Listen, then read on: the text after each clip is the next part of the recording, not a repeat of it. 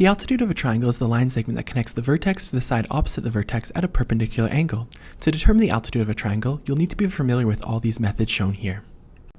Here we're given the triangle and asked to draw the altitude from vertex B. The altitude will look something like this, but let's assign values to it. The first thing we'll want to do is calculate the slope of the line segment AC.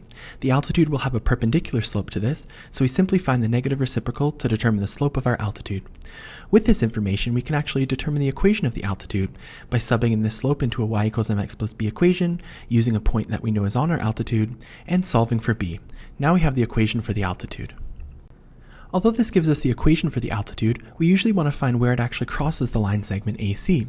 To do this, we first determine the equation of AC using the steps as we discussed before, and next we can determine the point of intersection by using substitution or elimination to determine where these two line segments cross.